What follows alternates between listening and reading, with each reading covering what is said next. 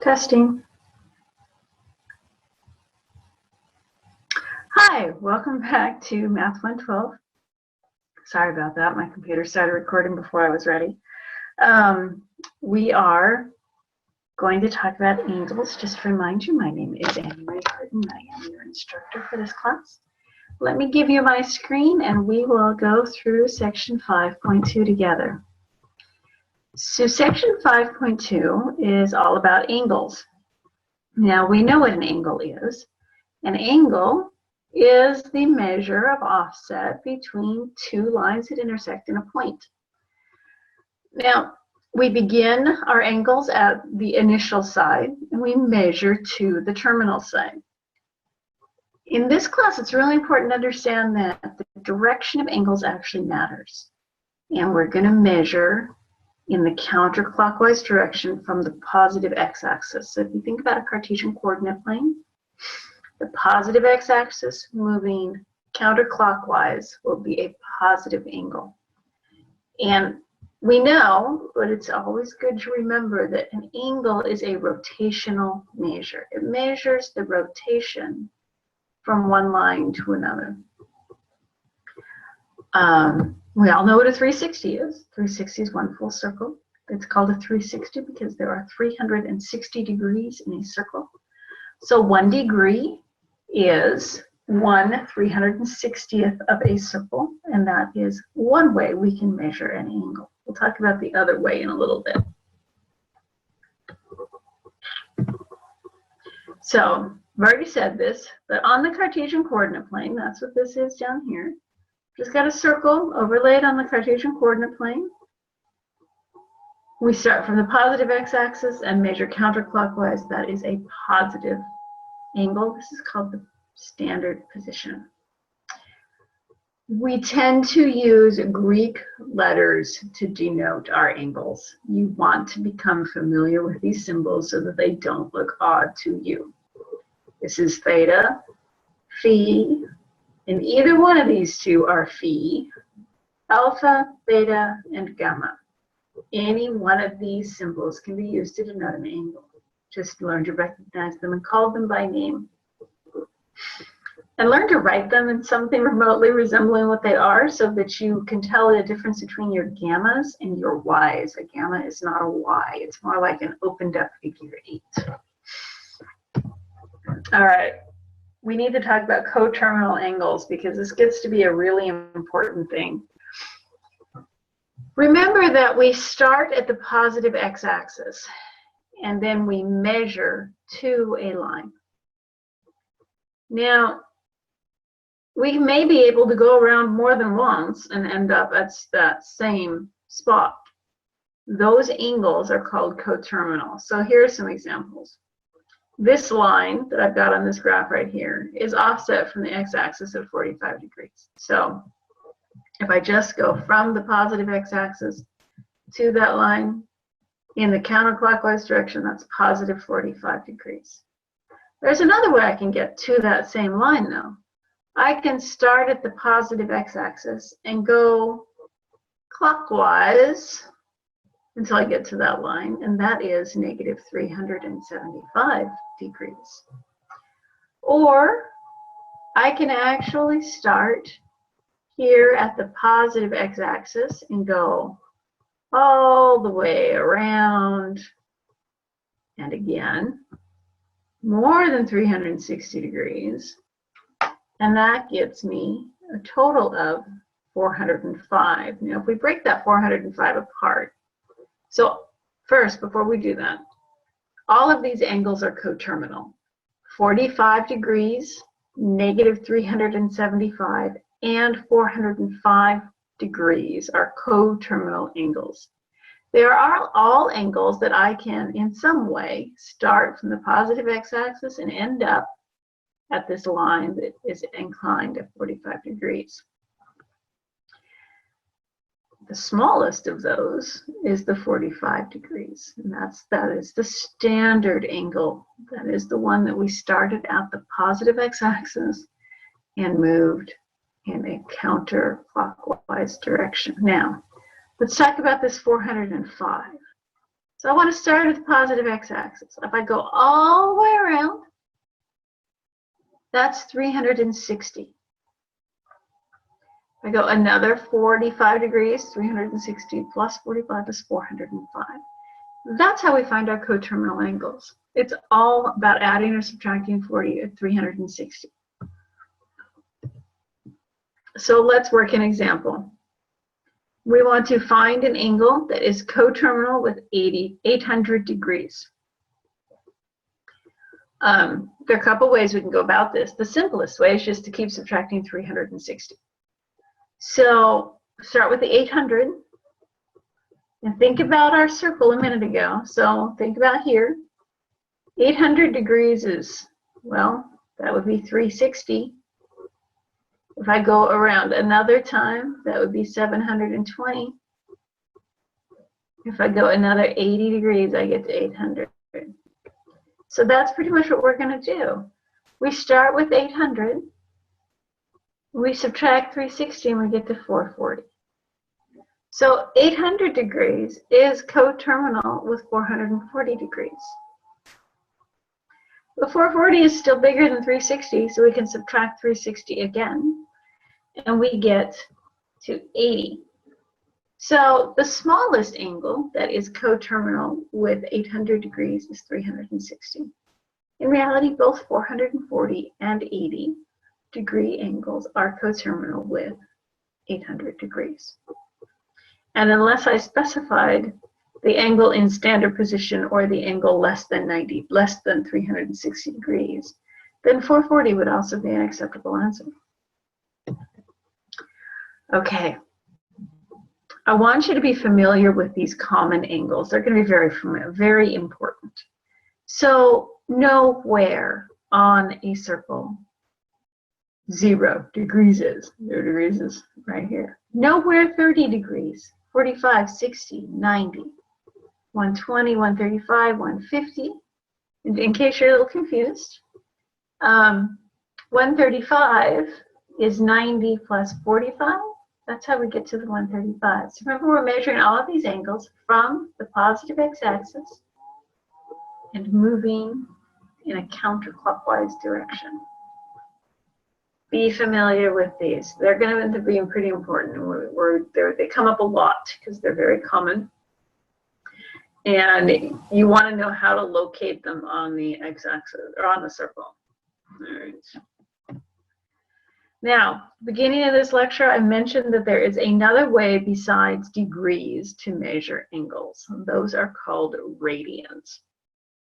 Here's the thing about radians. Radians are actually based on the ratio of the arc length to the radius. So let's take that apart a little bit. This yellow bit that I just highlighted is the arc length. It's the arc length S. That is the length of that curve between the angled line and the x-axis.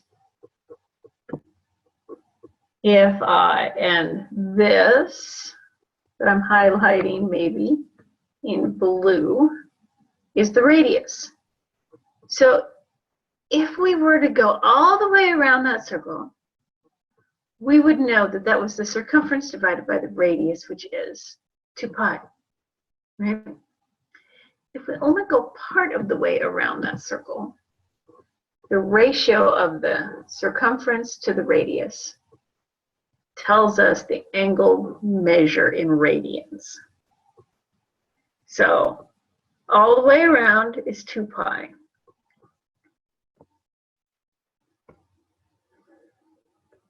All the way around, if I go all the way around, that would be 2 pi radians.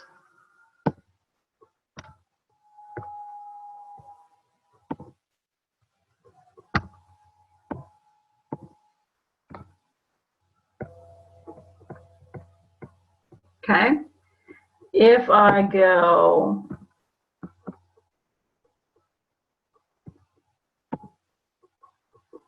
$90 degrees, actually, let's see, if I go 180 degrees to here,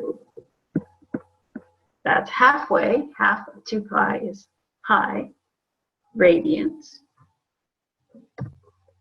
Okay. If it takes 2 pi radians to go all the way around, then we can build the relationship between angles or degrees and radians, because 360 degrees is the same thing as 2 pi radians. If we write that as a ratio, we can get to the fact that 1 degree equals pi over 180 radians. I don't want you to stress about radians, and I don't want you to stress about the pi that appears in those radians. It's just a measure of inclination.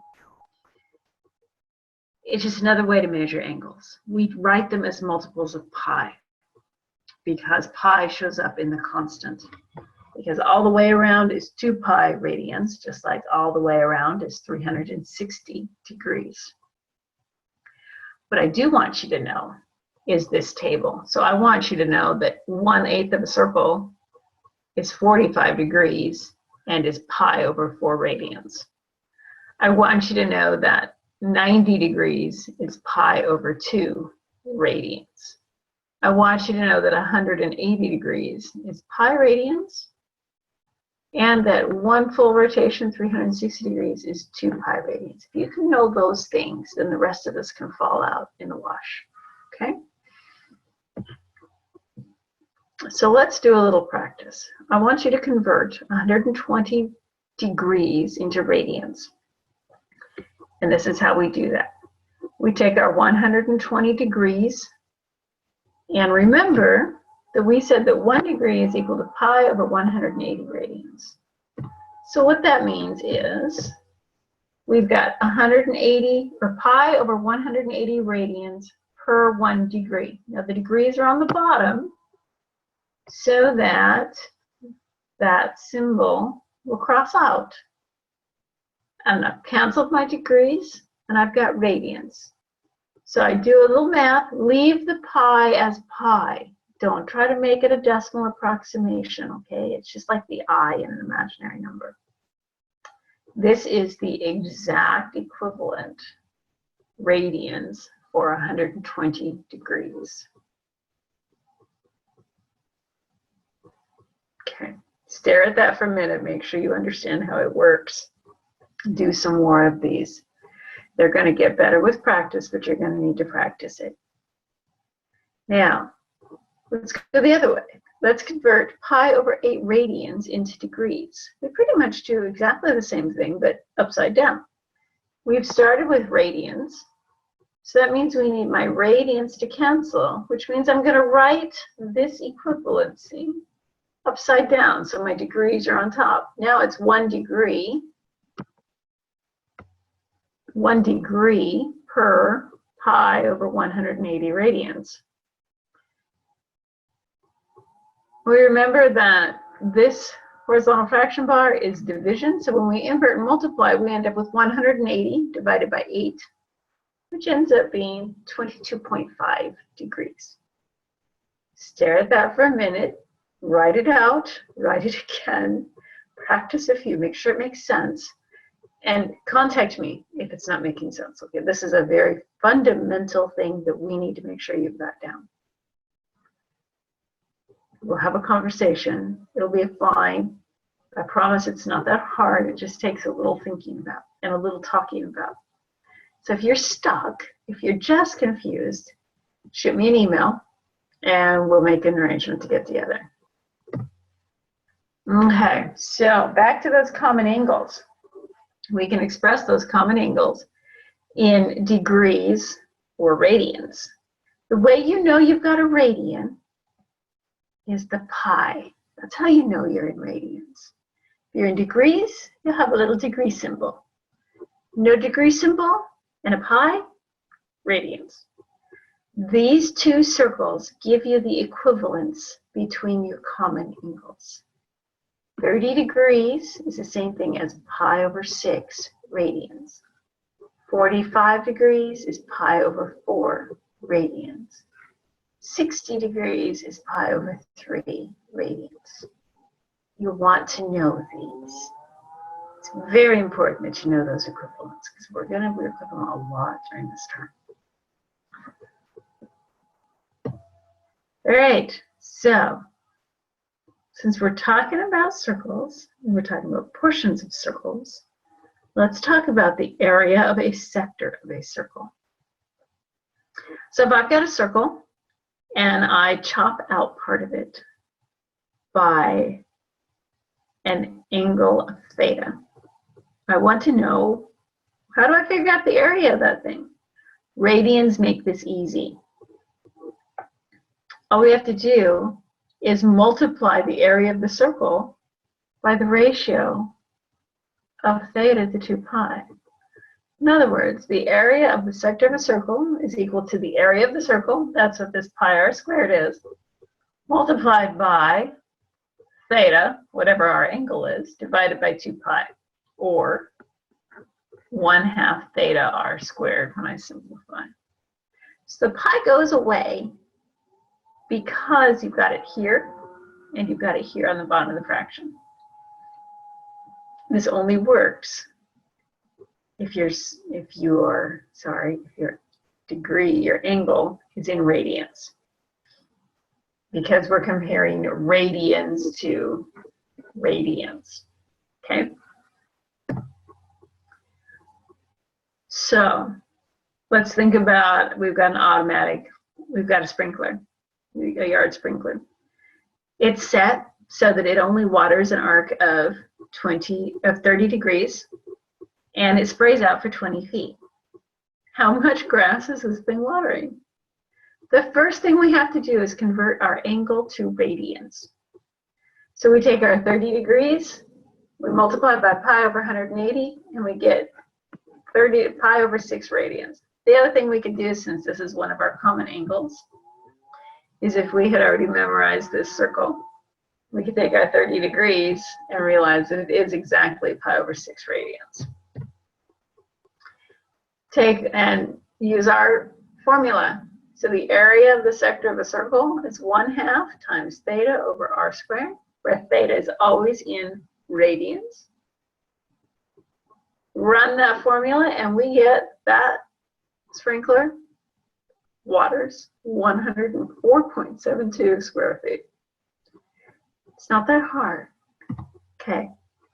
This is an error. This is a formula you need to remember. You need to know it, you need to memorize it.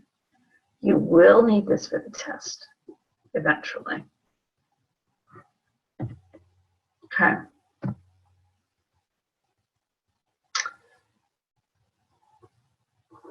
Another example, we could turn that around. We could look at the size of a personal pizza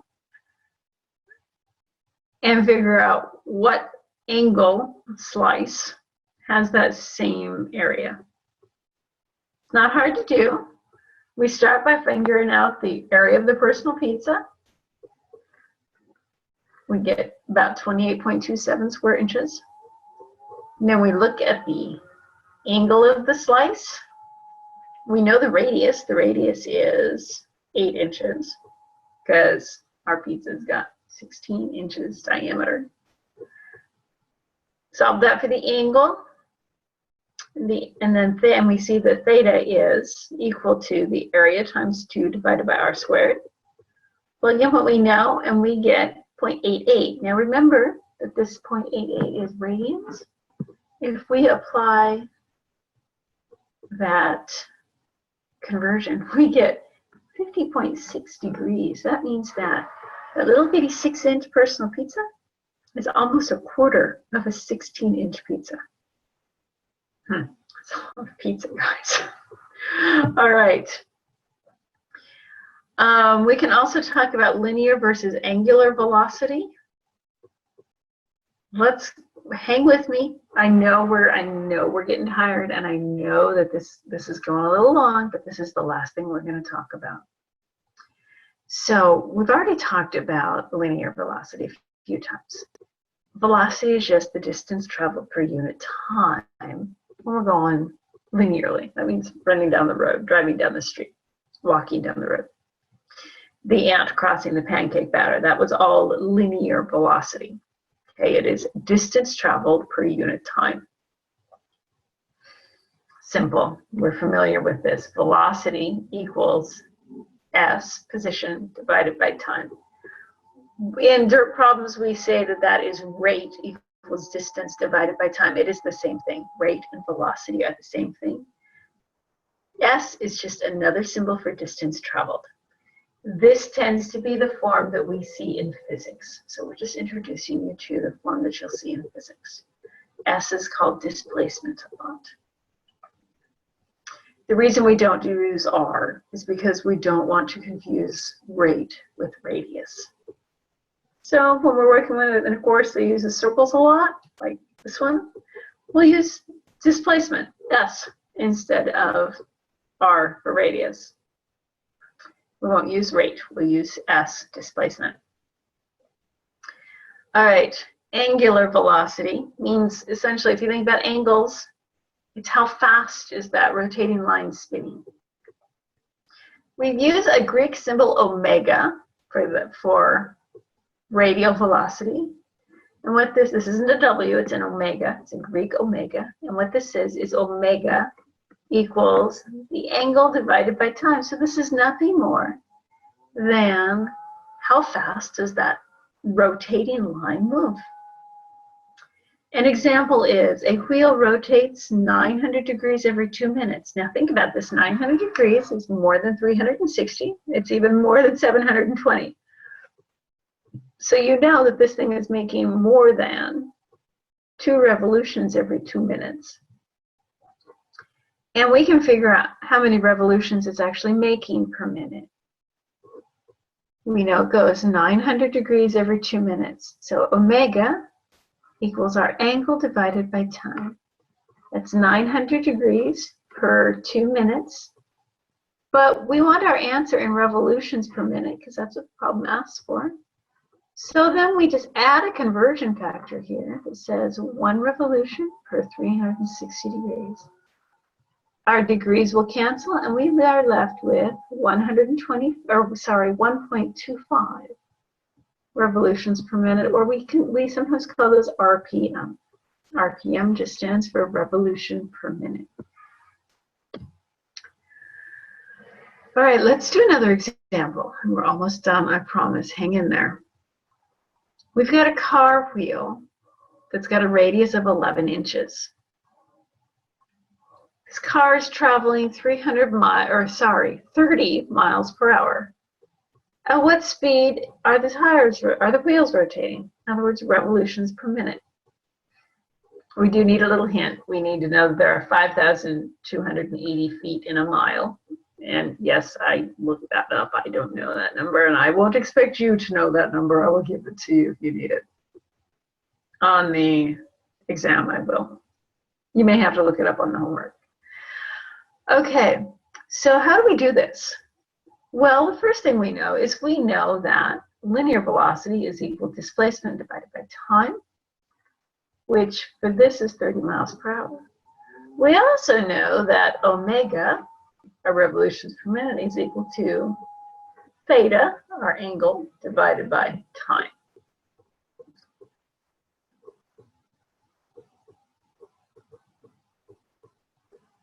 But we also know that we can find our arc length, our sector, the length of that sector, by taking S, by saying S is equal to theta r.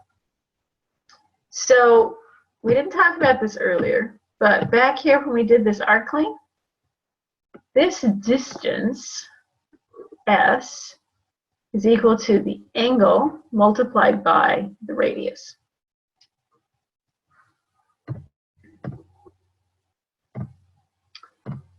So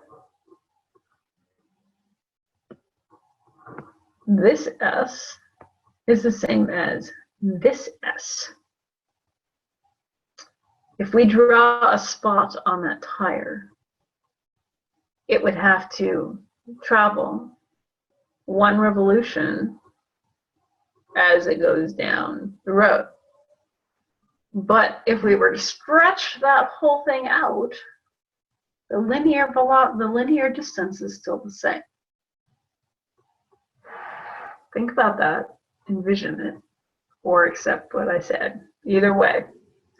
Sometimes you just accept it and learn and follow the steps until you get it down. But make sure you do think about and understand why this is true. Because what I'm going to do is I'm going to take this theta over r, and I'm going to put it in the spot where this s is. So I end up with linear velocity equals my angle times my radius divided by time. But we recognize that theta over t is omega. So v, linear velocity, is also equal to the angular or rotational velocity multiplied by the radius. All we do now is we solve this for omega, plug in what we know with a few conversion factors. Make sure you know how to use all these conversion factors. If you don't, shoot me an email and we'll talk about it. And we end up with the fact that our tires, believe it or not, are spinning at more than 5,700 RPM. Even at 30 miles an hour, they're moving right along. Okay. We talked about a lot in this video, but here are the high points, the important things you need to know. You need to know the definition of coterminal angles. You need to understand and be able to use the relationship between radians and degrees. You need to be able to figure out arc length. You need to figure the area of a sector. You need to be able to figure both linear velocity and angular velocity and understand the relationship between those two. Work on those big points. The rest of it's all details. All right, I will see you all again soon. Work on your homework. Do good math.